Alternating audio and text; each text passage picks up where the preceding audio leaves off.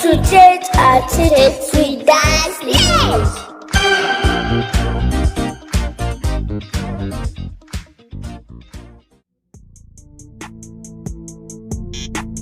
Hello everyone, I'm Dashley and I welcome you to this week's episode of Tete-a-Tete with Dashley. So if you're ready, I am ready and I hope you will enjoy today's ride.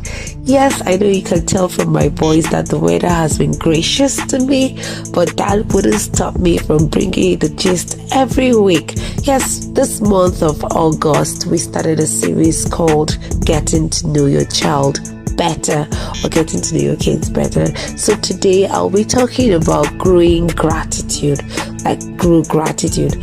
And a research in 2019 published in the Journal of Happiness Studies found that gratitude is linked to happiness in children by the age of 5. Surprise, right? Yes, it means instilling gratitude in kids at an early or young age could help them to grow up to be happier people. And I've pointed out several times that children are a model of what they see, of what they've been nurtured to, and then you find them growing up to be adults of the roots that they came from. So charity always begins at home, and gratitude is a skill. Yes, it is a skill, and the attitude of gratitude is a positive way of looking at life. Now, gratitude is born of a loving connection and grows from a loving connection. I just love the fact that it is something that comes from within, deep down.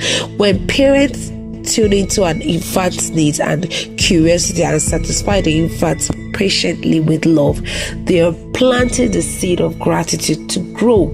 Like I said, gratitude gives birth to happiness.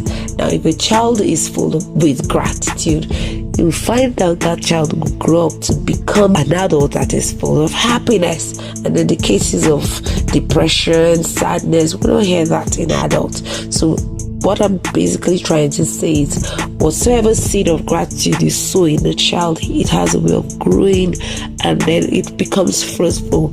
Now, gratitude has 4 aspects.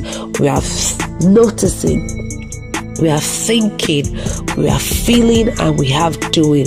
Now, noticing, when you notice something, these are things we tell children. When you notice that you've been given something, oh yes, I've been given something, then what do? You think about that thing, that gift that has been given to you. What do you like about that gift? And what are the feelings that comes with that gift? How do you feel? Do you feel happy? Do you feel sad? Are you excited that you have that gift? And then what do you do after all the feelings and the thinking and the noticing? You express. And that is doing. You express, you say thank you. Now, I've spoken about what gratitude means and the areas of gratitude. Now, how do we then teach children to be grateful people? Number 1, as a parent, as a caregiver, as an adult, you know that children model after you. So what do? You yourself, you have to inculcate the habit of being grateful. You learn to say thank you at all times. You teach children to say thank you. For the little things that we feel they don't count, we should say thank you. And if they see you saying thank you at always, definitely that thing will just stick. I always see my mom doing this. I always see my dad doing this. And then you also learn to say please. We have 5 magic words, but I'm just speaking please and thank you. If you say that daily, definitely your child will grow up with that mindset that you have to be grateful. Your child will not feel entitled. After all, I deserve it. After all, it is mine. I earned it. But even if you earn it, you have to say thank you. Now, as a parent, as a caregiver, what do? The next thing is practice turning complaints into praises. We complain a lot as adults. Yes, things may not be working out well for us, but what do we do in the presence of these children?